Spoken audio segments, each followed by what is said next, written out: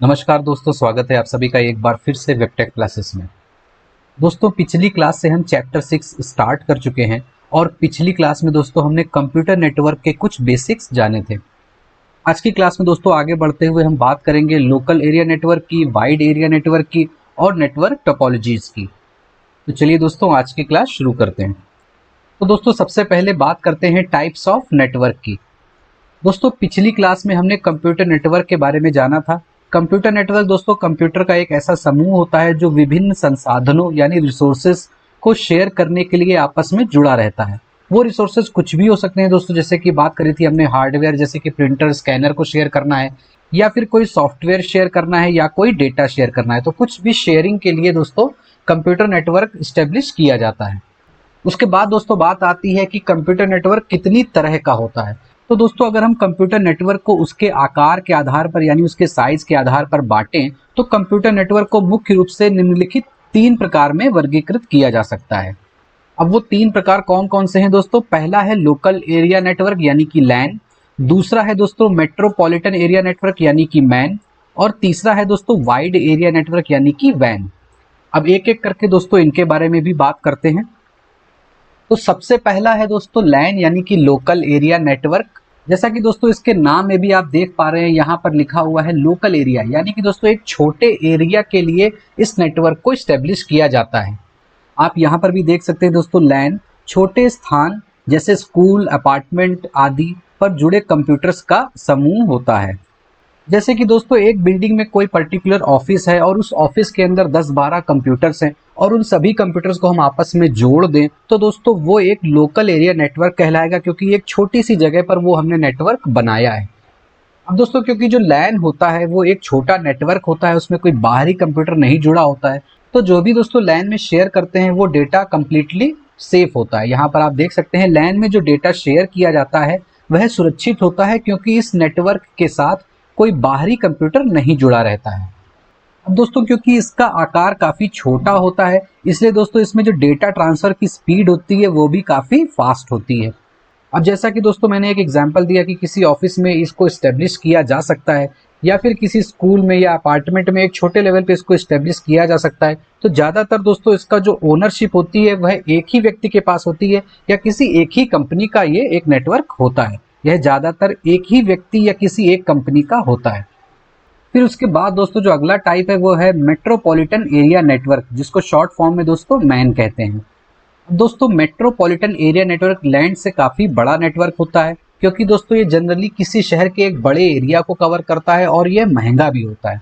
यहाँ पर आप देख सकते हैं यह अक्सर किसी शहर के बड़े एरिया को कवर करता है और यह महंगा होता है। उदाहरण के तौर पे आप इसको ऐसे समझ लीजिए कि लोकल केबल टीवी का जो नेटवर्क होता है या फिर लोकल इंटरनेट ब्रॉडबैंड का जो कनेक्शंस होते हैं वो दोस्तों एक मेट्रोपॉलिटन एरिया नेटवर्क का ही एक एग्जाम्पल है। दोस्तों यहाँ पर लोकल का मतलब ये है कि जो लोकल केबल टीवी नेटवर्क होता है या लोकल इंटरनेट ब्रॉडबैंड कनेक्शन होता है वो जनरली एक ही शहर के अंदर होता है। अगर दोस्तों एक शहर से ज़्यादा बड़ा कोई केबल टीवी नेटवर्क हो जाएगा तो फिर दोस्तों वो मेट्रोपॉलिटन एरिया नेटवर्क नहीं होगा, वो एक वाइड एरिया नेटवर्क हो जाएगा, वो बड़ा हो जाएगा। इसलिए दोस्तों मैंने यहाँ पर लोकल केबल टीवी नेटवर्क और लोकल इंटरनेट ब्रॉडबैंड कनेक्शंस का एग्जाम्पल दिया है।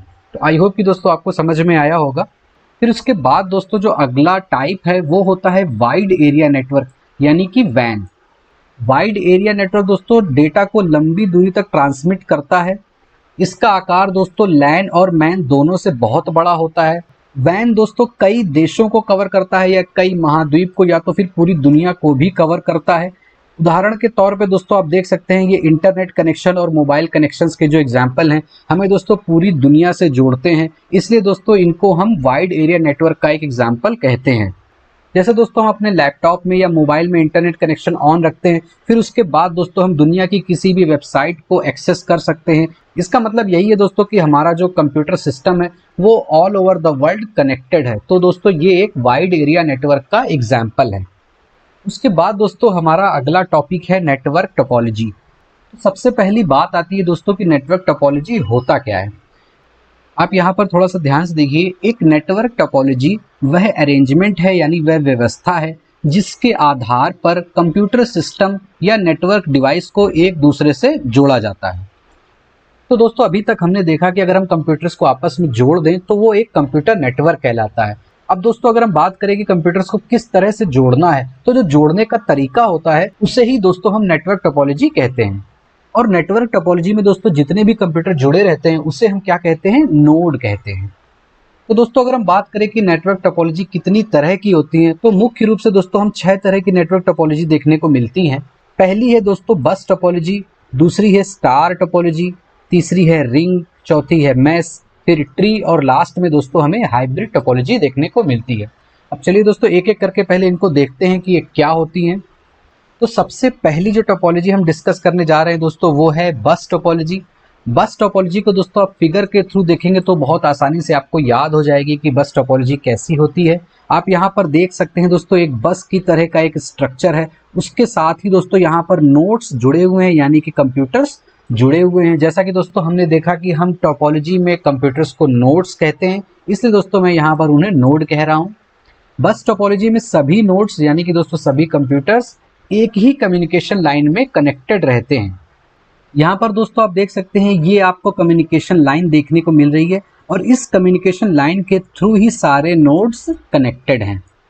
इस टोपोलॉजी में दोस्तों एक बार में एक ही कंप्यूटर डेटा ट्रांसफर कर पाता है। तो ये एक दोस्तों लिमिटेशन होती है बस टोपोलॉजी की, यहाँ पर एक बार में एक ही कंप्यूटर डेटा को ट्रांसफर करता है और जब तक दोस्तों उसका डेटा ट्रांसफर नहीं हो जाता है दूसरे कंप्यूटर्स वेट करते हैं और जब दोस्तों ये कम्युनिकेशन लाइन खाली मिलती है तभी दोस्तों बाकी के कंप्यूटर्स डेटा को ट्रांसफर कर पाते हैं। उसके बाद दोस्तों जो हमारी अगली टोपोलॉजी है वो है स्टार टोपोलॉजी। जैसा कि दोस्तों आप यहाँ पर फिगर के थ्रू भी देख सकते हैं ये कुछ स्टार जैसी दिखती है, इसीलिए दोस्तों हम इसे स्टार टोपोलॉजी कहते हैं। स्टार टोपोलॉजी में दोस्तों एक सेंट्रल डिवाइस होती है जो जनरली दोस्तों एक हब होती है या स्विच होती है और उसी सेंट्रल डिवाइस से दोस्तों सारे ही नोड कनेक्टेड होते हैं। यहाँ पर आप देख सकते हैं ये सेंट्रल डिवाइस है और इससे दोस्तों सारे ही नोड्स कनेक्टेड हैं। आप यहाँ पर भी देख सकते हैं दोस्तों स्टार टोपोलॉजी में सभी nodes point two point connection का उपयोग करके सेंट्रल डिवाइस से जुड़े होते हैं। अब पॉइंट टू पॉइंट कनेक्शन का दोस्तों क्या मतलब होता है?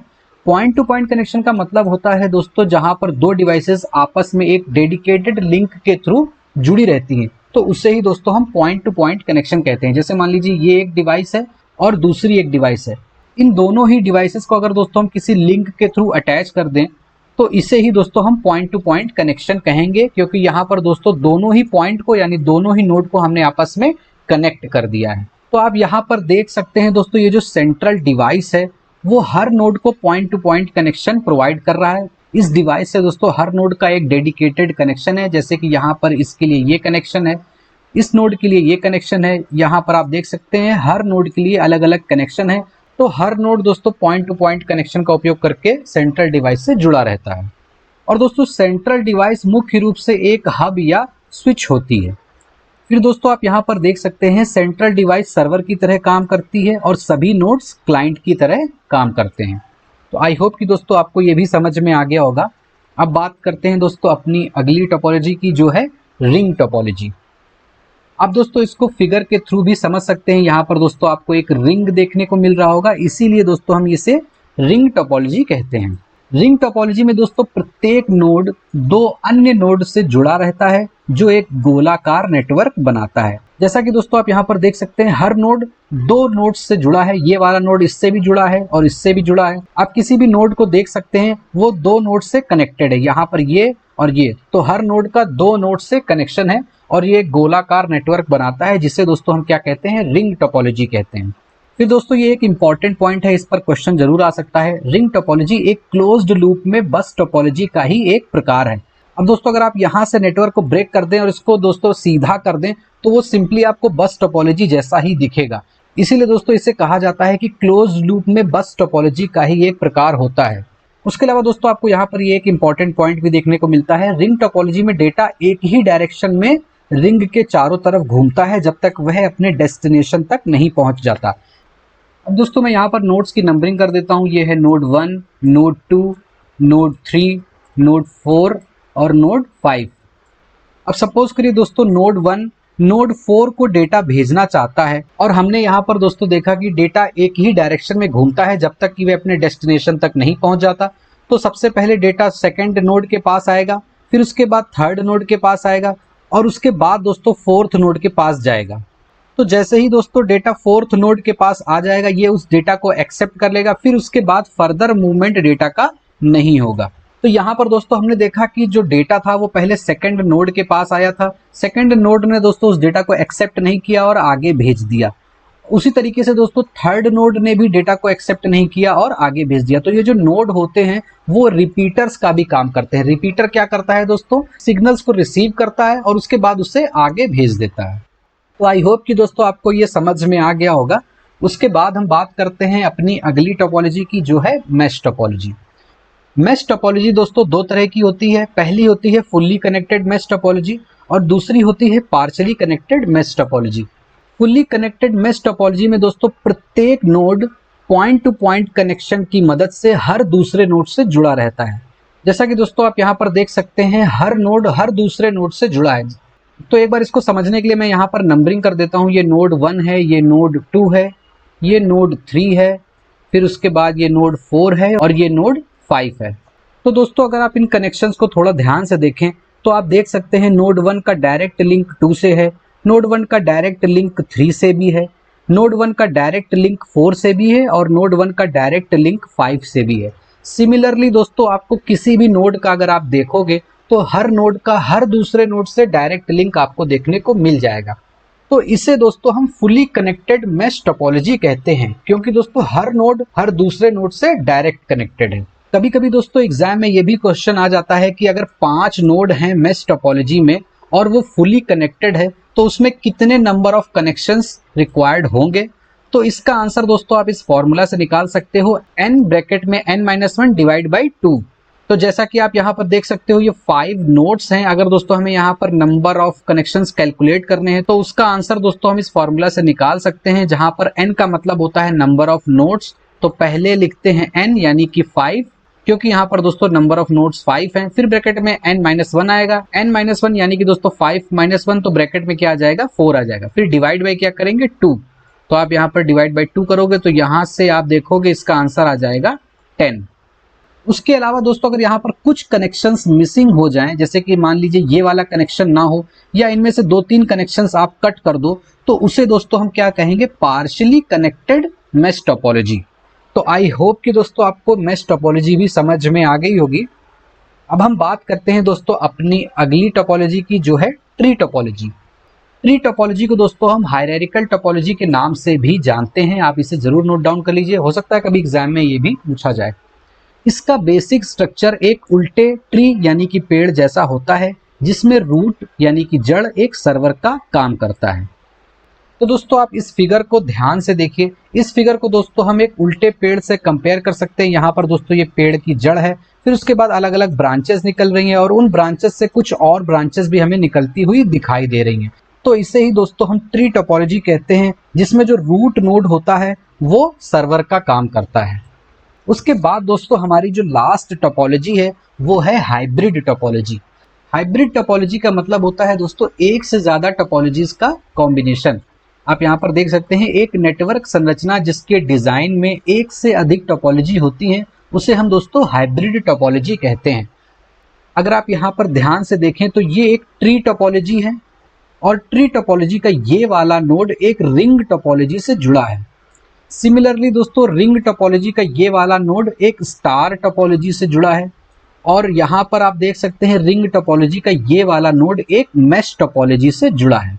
तो दोस्तों हमने यहाँ पर देखा कि हमें टोटल 4 टोपोलॉजीज देखने को मिल रही हैं। ये स्टार है, ये ट्री है, ये मैश है और ये रिंग है। तो इससे हम क्या कह सकते हैं दोस्तों, एक हाइब्रिड टोपोलॉजी कह सकते हैं। तो आई होप कि दोस्तों आपको आज की क्लास समझ में आ गई होगी। अगर आपका कोई डाउट है तो आप हमसे कमेंट सेक्शन में जरूर पूछ सकते हैं। अब चलते हैं दोस्तों आज के क्वेश्चंस की तरफ। आज का पहला क्वेश्चन है दोस्तों, which topology is called closed loop bus topology. आपको बताना है कि क्लोज्ड लूप बस टोपोलॉजी हम किस टोपोलॉजी को कहते हैं। उसके बाद दोस्तों दूसरा क्वेश्चन है, which topology is also known as hierarchical topology. यानी कि दोस्तों हम हायरार्किकल टोपोलॉजी किस टोपोलॉजी को कहते हैं। अब क्लास खत्म करने से पहले दोस्तों बात कर लेते हैं पिछली क्लास में पूछे गए क्वेश्चंस के आंसर्स की। तो पहला क्वेश्चन पूछा था दोस्तों, right types of transmission media. आपको ट्रांसमिशन मीडिया के टाइप लिखने थे। तो उसका सही आंसर है दोस्तों guided and unguided media. Guided में दोस्तों वायर्ड केबल्स आती हैं और अनगाइडेड में वायरलेस मीडियम्स आते हैं। दूसरा क्वेश्चन पूछा था दोस्तों, right 3 advantages of computer network. Computer network के 3 एडवांटेज आपको लिखने थे, तो इसका सही आंसर आप दे सकते हैं data sharing, hardware sharing, reduced cost या फिर एप्लीकेशन या सॉफ्टवेयर शेयरिंग एक्सेट्रा। आज की क्लास में दोस्तों इतना ही है। अगर आपको ये क्लास पसंद आई है तो वीडियो को लाइक जरूर कीजिए, और दोस्तों अगर आप इस चैनल पर नए हैं तो हमारे चैनल को सब्सक्राइब जरूर कीजिए और अपने उन दोस्तों के साथ भी शेयर कीजिए जो CCC या O लेवल की तैयारी कर रहे हैं।